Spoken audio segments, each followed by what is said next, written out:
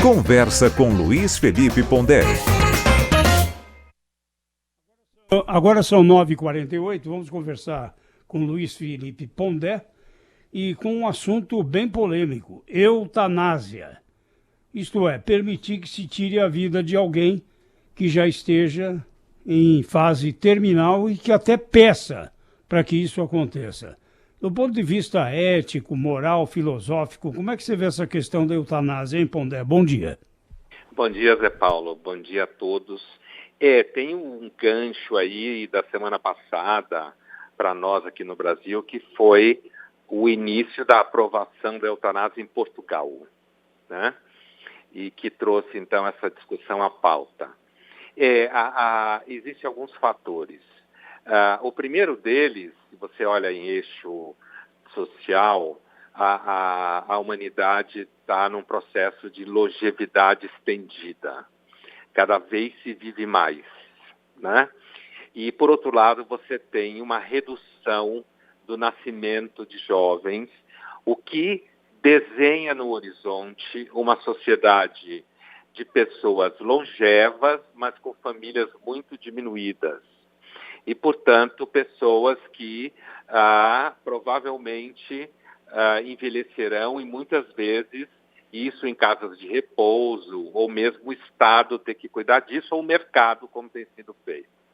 Eu estou dizendo isso pelo seguinte, porque para além do debate ético só, de que uma pessoa teria direito de dizer basta, ela, claro, como é a discussão em Portugal, passando por avaliação psicológica, acompanhamento jurídico no sentido de que isso não seja fruto de pressão de, infelizmente, herdeiros que queiram forçar a morte dela, que é sempre uma constante dúvida em relação à eutanásia. Então, acompanhando psicologicamente, medicamente, estando numa condição do que se chama em medicina paciente, além de qualquer possibilidade de cura, né?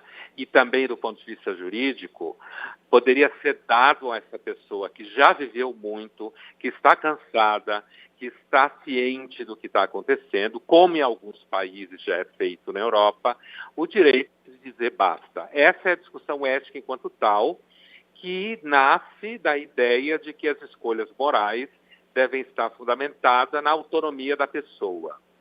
Do ponto de vista histórico, é o que eu falava antes, quer dizer, você tem hoje pessoas que vão ficando vivas e vão sobrevivendo completamente fora de qualquer vínculo afetivo, qualquer relação com a sociedade, e que isso é uma tendência que deverá aumentar por conta da longevidade. O Brasil é um país bastante conservador, Portugal está dando uma lição nesse sentido, né? Nosso país mãe, da onde a gente veio, mas eu acho que essa é uma discussão que vai se colocar em algum momento e provavelmente ela vai ser uma discussão dentro do âmbito do STF, porque o legislativo é muito conservador.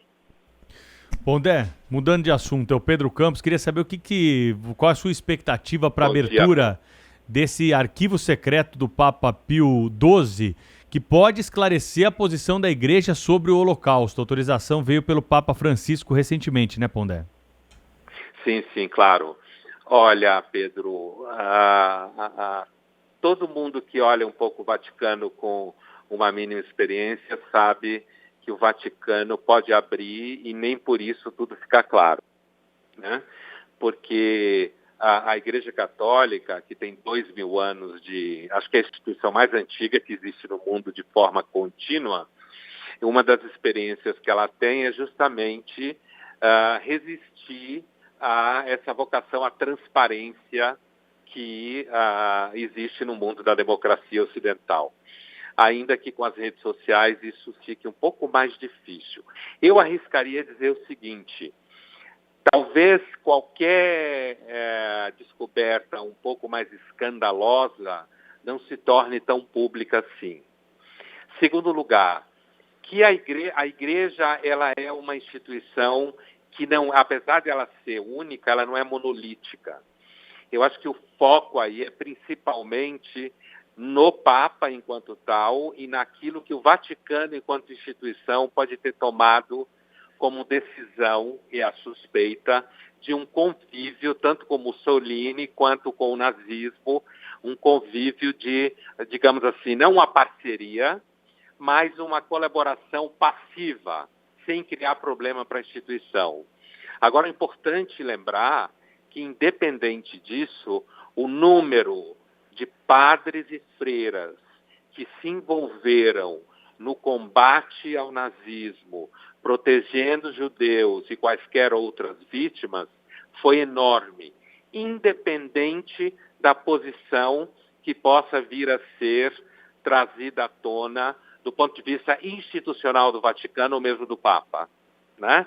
Então, acho que não há dúvida que ali há uma aparente decisão de um chefe de Estado que resolveu não ter muitos problemas com os regimes fascistas. A gente sabe que durante muito tempo membros da Igreja Católica alimentaram sentimentos antissemitas, não só da Igreja Católica, mas ao mesmo tempo é importante lembrar que, independente do que possa vir à tona com relação ao mandatário do Vaticano, o primeiro mandatário, no caso o Papa, muitos padres e freiras se envolveram contra o nazismo, foram vítimas por conta desse envolvimento e, por exemplo, em países como a Polônia, o número de crianças judias que foram escondidas é muito grande e muita gente sabe disso.